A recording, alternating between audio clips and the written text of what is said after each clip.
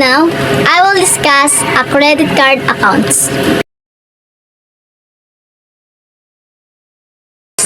Let's find out what is credit card account. A credit card account refers to an arrangement between a cardholder or the person who owns the credit card and the financial institution such as bank or the credit card issuer. So, this arrangement allows the cardholder to borrow money up to a certain credit limit to make purchases or pay for services. The borrowed money of a cardholder has repay usually with interest based on the terms and condition of the credit card agreement. As a borrower, the important matter is you need to first consider whether the reason you are borrowing and then decide in advance how will you repay your debt. A smart borrower should understand the mathematics behind the calculation of the finance charges on this installment loan. So, what is installment loan? A installment loan is a series of monthly payments for 1 or to 7 or more years, depending upon the scheduled time of agreements. EPR, it is the cost of credit on yearly a percentage. The borrower always focus on this annual percentage. There are two types of consumer credit, installment credit and non-installment credit. The installment credit, also called closed-end credit, the borrower must be repay the amount owed plus interest on a specific number of equal payments, usually monthly. For example, an 18,000 vehicle loan might require monthly payments of 380 pesos for 60 months. Non-installment credit, it's include single payment, open-ended credit, and services credit.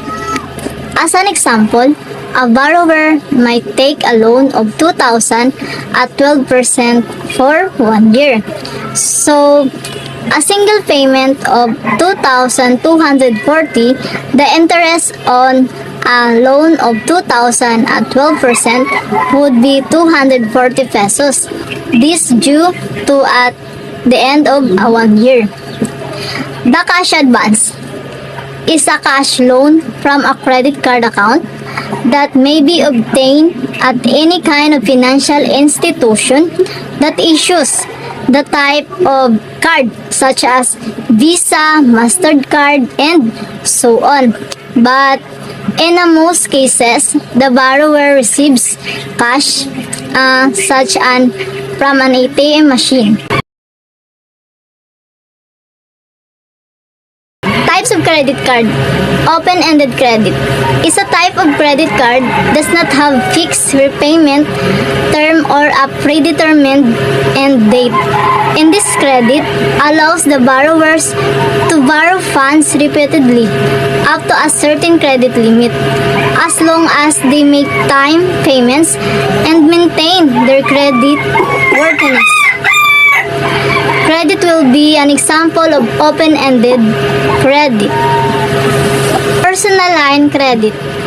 It is a form of open-ended credit that allows the borrower to a pre-arranged revolving line provided by the lender. Usually, commercial bank, savings bank, credit union, or brokerage firm. It's often used for various purposes, such as emergency expenses, home improvements, and other short-term financial needs. Services. Eventually, it carries no interest, although penalty, charges, and interest may apply if payments are made late. Good day everyone. Good day Ma'am Sheila Marapulintan. I'm the Brother Cheryl. I'm going to discuss the managing credit cards wisely. A bank credit card account is a type of open-ended credit account offered by financial institutions such as banks that enables cardholders to make purchases with borrowed funds almost anywhere. For example, a bank credit card holder uses her Visa credit to purchase a new laptop from an electronics store. She pays for the laptop using the credit card and agrees to repay the borrowed amount, and she receives her credit card statement detailing her purchases and the minimum payment due, along with the option to pay the full balance or carry a balance with interest. And the next one is a retail credit card account. Enables customers to make purchases on credit specifically at the outlets of a particular retailer or retailer chain. These credit cards often to carry the retailer's logo and may offer special discounts, rewards, or financing options for purchases made within the store. Example, Jen applies for a Best Buy credit card and is approved. And then he used his Best Buy credit card to purchase a new television from the store by taking advantage of the special financing offer provided by the retailer. The last one is the travel and entertainment. The TNE cards function similarly to bank credit cards, enabling users to make purchases at many businesses. However, unlike traditional credit cards, the entire balance charged on TNE cards must be repaid in full within a 30-day billing cycle. Example is Sarah uses her TNE card to book a weekend getaway at a resort and to purchase tickets to a Broadway show. Knowing that the entire balance must be repaid within 30 days, she ensures has enough funds to cover the charges before the billing cycle ends.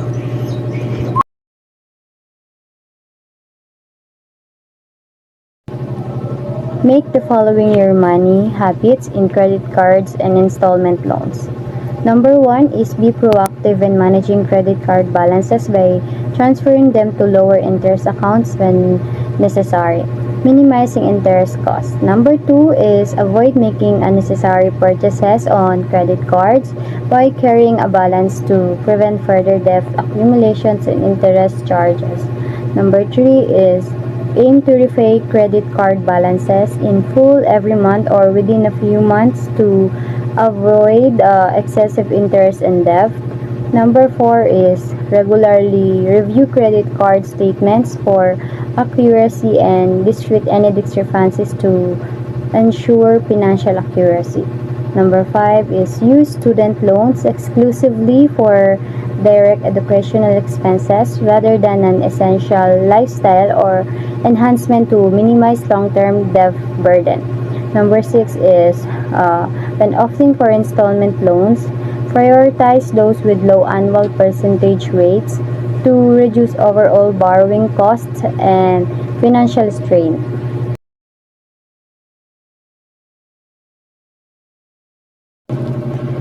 Managing credit cards wisely is crucial for effective personal financial management. It involves understanding and monitoring your credit statements, correcting errors, and being aware of how finance charges are calculated. The ultimate goal is to avoid fees, including finance charges, by paying off the balance in full each month. Credit statements are monthly summaries that provide information about charges, payments, and finance charges or other activities on your credit card account. They include important details such as the billing date, due date, transaction and posting dates, grace period, minimum payment required, and credit for merchandise returns and billing errors. To manage your credit card wisely, you should review your credit statements regularly to ensure accuracy. If you spot any errors, such as incorrect charges or unauthorized transactions, it's crucial to take immediate action to correct them. This may involve contacting the credit card company to dispute the charges and provide supporting documentation. For example, let's say you receive your credit statement and notice a charge for a product you didn't purchase. In this case, You would need to contact the credit card company, explain the error, and provide any evidence such as receipts or order confirmations to support your claim. That the credit card company will investigate the matter, and if the error is confirmed, remove the charge from your statement. By managing your credit cards in this manner, you can avoid unnecessary fees and maintain control over your finances. It allows you to utilize credit cards as a positive tool for convenience and rewards without falling into debt or paying excessive finance charges. Good day, I am Diana Rose T. Matias, where we are about to discuss Module 6 titled Credit Card and Consumer Loans. First is consumer installment loans. Are type of loan where borrowers receive a lump sum of money upfront and repay it over a set period through scheduled payments, typically including interest. These loans can be used for various purposes, such as purchasing a car or financing home improvements or consolidating debt. The terms of the loan, including the interest rate, repayment schedule, and loan amount, are agreed upon by the lender and borrower before the loan is disbursed. It's important for consumers to understand the terms of the loan, including any fees or penalties, to make informed financial decisions. Next is the type of consumer loans. Understanding consumers' installment loans involves various aspects, including loan terms. Familiarize yourself with the terms of the loan, including the loan amount, interest rate, and repayment period, and any fees or penalties associated with the loan.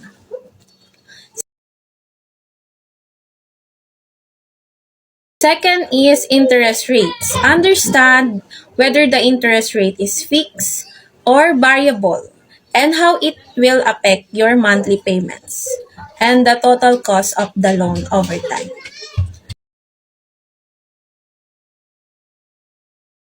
Third is repayment schedule. Know the frequency and the amount of each installment payment as well as the total number of payment required to fully repay the loan.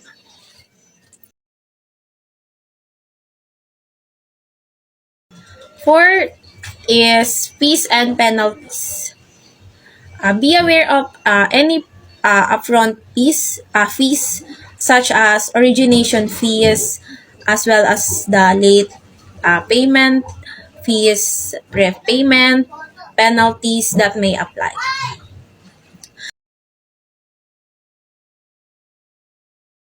Credit worthiness. Understand how your credit score and credit history impact your ability to qualify for a loan, as well as the interest rate you may receive.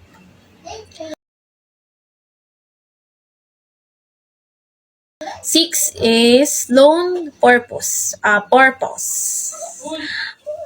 Determine whether the loan is a specific purpose, such as purchasing a car or financing home improvements, and ensure that the loan terms align with your needs.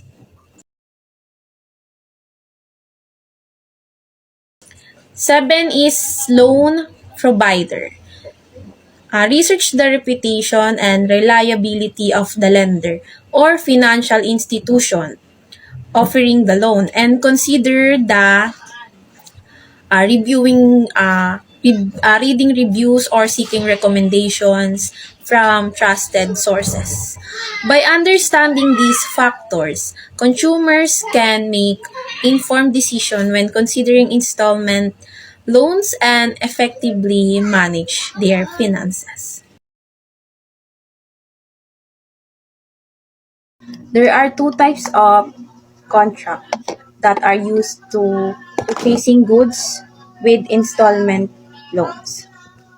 First is installment purchase agreement. Is a contract between a buyer and a seller where the buyer agrees to purchase goods or services from the seller and pays for them over time in installments rather than paying the full purchase price upfront. The agreement typically outlines the term of the purchase, including the purchase price, payment schedule, interest rate if applicable, consequences of default, and any other relevant terms agreed upon by both parties. It provides a structure framework for the transaction, ensuring clarity and accountability for both parties. The second one is conditional sales contract. It's an agreement where the seller retains where the ownership of the goods until the buyer fulfills specific conditions. Typically, the full payment of the purchase price, unlike a traditional sale, where the ownership transfer immediately upon payment in a conditional sales contract. Ownership remains with the seller until the agreed upon conditions are met. This type of contract is often used in transactions involving installment payments such as purchasing equipment or appliances, providing security of for the both parties until the buyer complete the payment terms.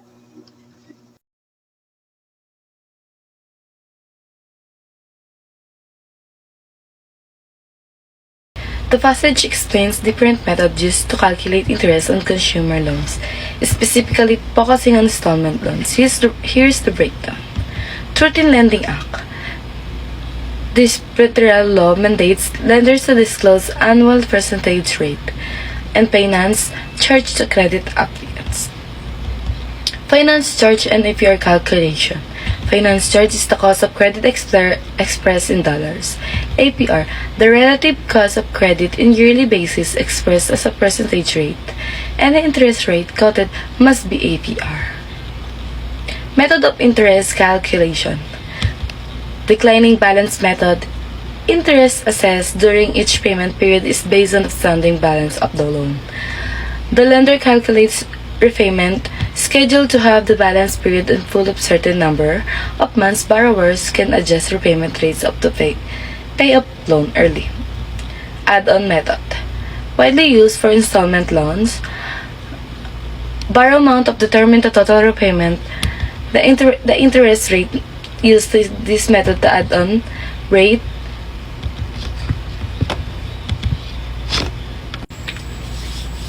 The interest rate used in this method is add-on rate.